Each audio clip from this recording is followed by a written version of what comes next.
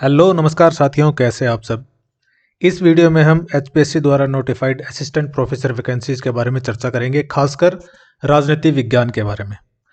राजनीति विज्ञान के जितने भी स्टूडेंट्स हैं वो इस एग्ज़ाम के लिए किस प्रकार से तैयारी करें, क्या स्ट्रैटेजी बनाएं, इसको हम थोड़ा डिटेल में देखेंगे।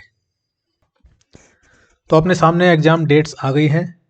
18 मई को अपना स्क्रीनिंग एग्ज़ाम होगा, जिसमें 100 सवाल आएंगे और सारे के सारे सब्जेक्ट से रिलेटेड सवाल पूछे जाएंगे, यानी पॉलिटिकल साइंस से रिलेटेड सारे सवाल पूछे जाएंगे।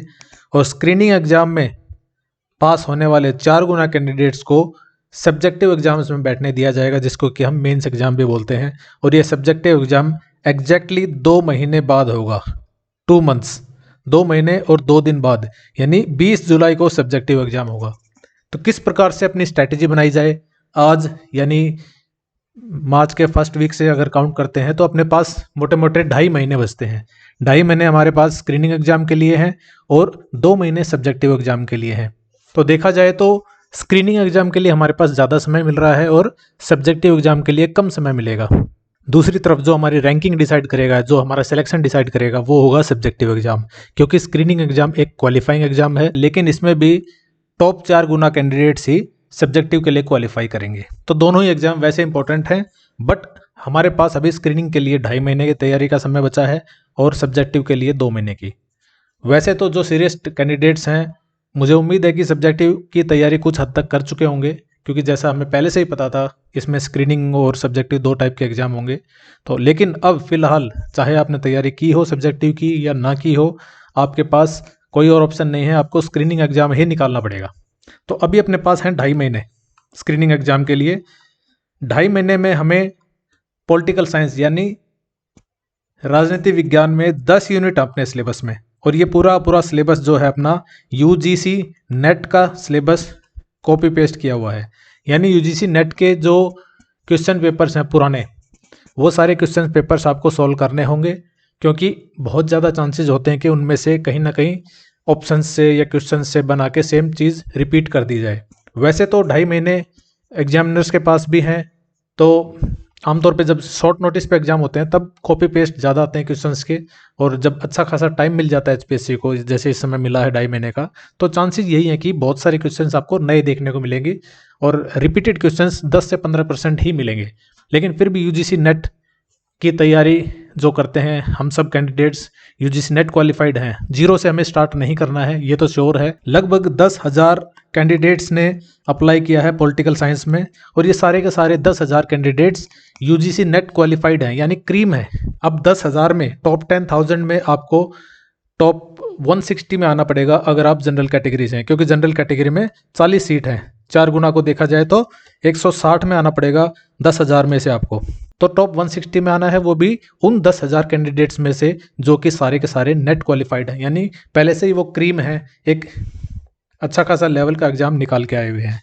तो इन 10 यूनिट्स को प्रिपेयर करना होगा, और इन 10 यूनिट्स पे हम अगर फोकस करते हैं तो देखते हैं कि सबसे ज़्यादा जो क्वेश्चंस आते हैं वो unit 1, unit 2, unit 4, unit 5 and unit 6 से आते हैं। सबसे ज़्यादा क्वेश्चंस यहाँ से आते हैं। इसके अलावा जो पब्लिक एडमिनिस्ट्रेशन का जो पार्ट है, पब्लिक एडमिनिस्ट्रेशन से भी हमें 15 से 20 सवाल देखने को मिलते हैं। तो ये मोस्ट नेग्लेक्टेड पार्ट होता है, लेकिन इसको भी हमें कवर करना पड़ेगा। तो 1, 2, 4, 5, 6 और 9 और 10 पब्लिक एडमिनिस्ट्रेशन वाले, ये सारी की सारी यूनिट्स तो आपको प्रिपेयर करनी है। इसके अलावा भी आपको टॉप में रहना है तो सारी यूनिट्स पढ़नी पड़ेंगी, लेकिन मेन फोकस आपका इन यूनिट्स पे होना चाहिए।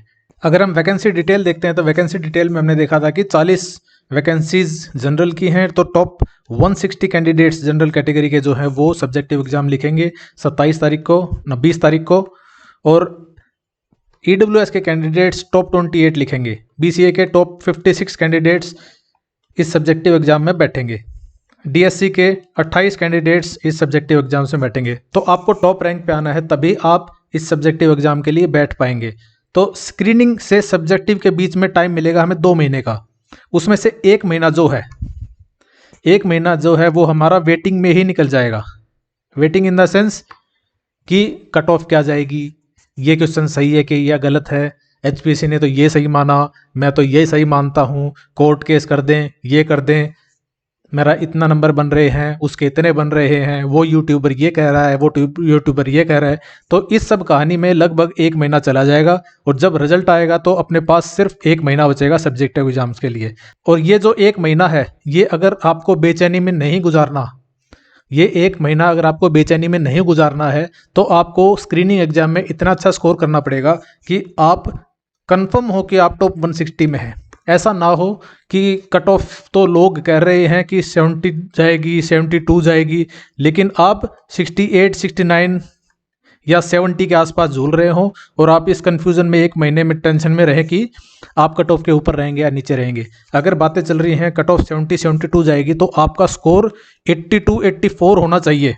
अगर ऐसा स्कोर होगा तो जो 1 महीना वेटिंग का बचेगा जब तक रिजल्ट नहीं आता, तब तक आप एंजाइटी में नहीं बिताएंगी 1 महीना, आपको टेंशन नहीं होगी और आप सीधा सीधा जो 2 महीने हैं वो पूरे 2 महीने सब्जेक्टिव के यूटिलाइज कर पाएंगे। यानी स्क्रीनिंग में जो लीड लेगा, अच्छी खासी लीड लेगा, उसको सब्जेक्टिव में लीड मिलेगी ही मिलेगी। और मैं आपकी दुविधा और भी दूर कर सकता हूं कि सब्जेक्टिव की तैयारी हम इस यूट्यूब चैनल पे कर रहे थे, लगभग 30-31 क्वेश्चंस हम कर चुके हैं। मेरा टारगेट है कि 250 से 300 क्वेश्चंस मैं आपके करवाऊंगा, जो कि मोस्ट इंपॉर्टेंट क्वेश्चंस हैं। सारे के सारे क्वेश्चंस तैयार हैं, ये हम स्क्रीनिंग एग्जाम के बाद शुरू कर देंगे। आपको टेंशन की कोई ज़रूरत नहीं है, जब तक आपका वेटिंग पीरियड जाएगा आपके सारे के सारे क्वेश्चंस आप कर चुके होंगे। आपको जस्ट वो मेकअप करने हैं और एग्जाम में लिख के आने हैं। और वैसे भी 200, 250, 300 क्वेश्चंस आप कर लेंगे तो इसके बाद जो 18-20 क्वेश्चन आते हैं एग्जाम में, उनमें से 10-12 क्वेश्चन तो आपको भिड़ने ही भिड़ने हैं। उनमें से 10-12 भिड़ गए और बाकी 7-8 क्वेश्चन आप बना के लिख लेंगे उसी कंटेंट में से। तो आपको स्ट्रेस लेने की ज़रूरत नहीं है सब्जेक्टिव एग्जाम की। फिलहाल आप सिर्फ और सिर्फ स्क्रीनिंग एग्जाम पे फोकस कीजिए, क्योंकि स्क्रीनिंग एग्जाम आपके बिल्कुल ही पास है। 2.5 महीने के करीब स्क्रीनिंग एग्जाम के हैं और बिल्कुल किताबों के ऊपर मुद्दे पड़ जाइए मैं तो कहता हूँ, और तैयारी कीजिए बुरी तरह से और अच्छे खासे नंबर के साथ स्क्रीनिंग का रिजल्ट निकालिए।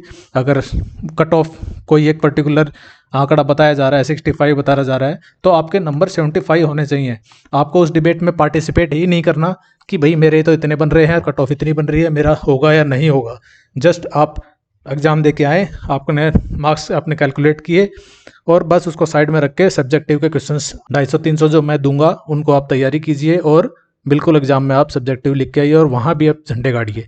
तो ये रहेगी अपनी स्ट्रैटेजी। जो यूनिट्स हैं मैंने आपको बताई हैं 1, 2, 4, 5, 6 और 9, 10, इन यूनिट्स पे पहले फोकस कीजिए। जब ये कंप्लीट हो जाती हैं तो इसके बाद बची हुई यूनिट्स भी आप कवर कीजिए। सो मिलते हैं नेक्स्ट वीडियो में। Till then take care, bye bye, all the best.